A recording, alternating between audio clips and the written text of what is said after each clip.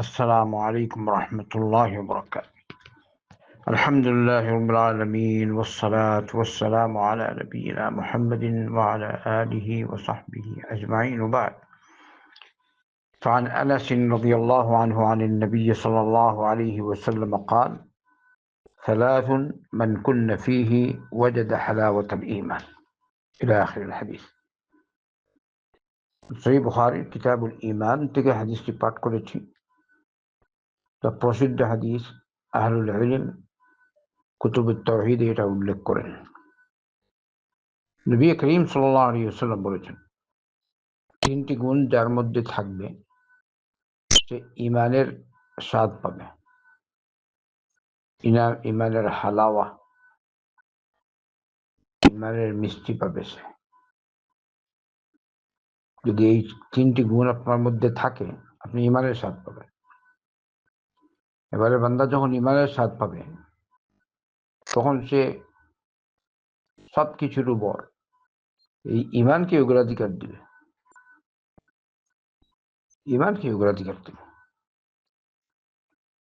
দেখেন, এই তিনটি গুণ কি? আন ইয়াকুনা আল্লাহু ওয়া রাসূলুহু আহাব্বা ইলাইহি মিম্মা সিওয়াহুমা। সে আল্লাহ এবং রাসূলকে সবকিছু থেকে ভালোবাসে। আল্লাহ রসুলকে, আল্লাহ রসুল ছাড়া যা আছে সবকিছু থেকে ভালোবাসে সে আল্লাহ রসুলকে। আল্লাহ সবচেয়ে বেশি প্রিয় সৃষ্টির মধ্যে তার আল্লাহ আর আল্লাহ রসুল সাল্লাল্লাহু আলাইহি ওয়াসাল্লাম। এবারে যখন আল্লাহর নির্দেশ আসবে, আর কোনো দিকে কারোর ধার ধরে না। মুহাম্মদ সাল্লাল্লাহু আলাইহি ওয়াসাল্লামের ফরমান আসে, মুহাম্মদ সাল্লাল্লাহু আলাইহি ওয়াসাল্লামের সুন্নত আসে, এই সেই করে না। যেহেতু তার কাছে আল্লাহ রসুল সাল্লাল্লাহু আলাইহি ওয়াসাল্লাম সবচেয়ে বেশি প্রিয়। তো এমন ব্যক্তি যদি হয়, এমন ব্যক্তি যার মাঝে আল্লাহ রসুল সাল্লাল্লাহু আলাইহি ওয়াসাল্লাম সবচেয়ে বেশি প্রিয়, তার নিজের জান থেকেও বেশি প্রিয়, তার মান থেকে বেশি প্রিয়, বাচ্চা কাচ্চা সন্তান সবার থেকে বেশি প্রিয়, তাহলে সে ঈমানের স্বাদ পাবে। ঈমানের স্বাদ পাচ্ছে, সুবহানাল্লাহ। কারো কথা শুনবে না, তার কাছে স্পষ্ট সহিহ হাদিস, কোরআন এবং সুন্নাহ, সব অমুক আর তমুকের কথা বাদ দিয়ে কোরআন এবং সুন্নাহকে অগ্রাধিকার দেয়। হ্যাঁ, যদি আহলে ইলমদের মধ্যে ইখতিলাফ থাকে, তাহলে তাদের প্রতি সম্মান রেখে যেটা হক সেটা গ্রহণ করে। উলামায়ে হক, উলামায়ে আহলুস সুন্নাহ ওয়াল জামাতের প্রতি বিন্দুমাত্র হিংসা বিদ্বেষ রাখে না। যদি এরকম কিছু রাখেন, অথবা কোনো আলিমকে, কোনো ইমামকে তুচ্ছ ভাবেন, তাহলে এটা কিন্তু জায়েজ না, কবিরা গুনাহ। সেদিকে অবশ্যই আমাদেরকে লক্ষ্য রাখতে হবে। আরেকটা হলো আন ইউহিব্বাল মারআ লা ইউহিব্বুহু ইল্লা লিল্লাহ। যদি বান্দা আল্লাহকে ভালোবাসে, যদি বান্দা কোনো সৃষ্টিকে, আল্লাহর কোনো বান্দাকে, কোনো মানুষকে ভালোবাসে, তাহলে একমাত্র আল্লাহর উদ্দেশ্যে ভালোবাসে। যেমন কোনো দিনদার ব্যক্তিকে ভালো পায়, একমাত্র আল্লাহর উদ্দেশ্যে। দুনিয়া বলতে কিছুই নেই, দুনিয়া লাইনে কিছুই নেই। কি ওনার কাছে চললে কিছু টাকা পাবো, ওনার কাছে চললে কিছু সম্মান বাড়বে, এনার সাথে চললে এরকম হবে, এনার কাছে আসা যাওয়া করলে। লা হাওলা ওয়ালা কুওয়াতা। আল্লাহ আমাদেরকে হেদায়েত দান, ইয়া আল্লাহ। আল্লাহ যেন আমাদের নিয়ত খালিস করে। নিয়ত খালিস নেই, সব নষ্ট। আল্লাহর উদ্দেশ্যে ভালোবাসে।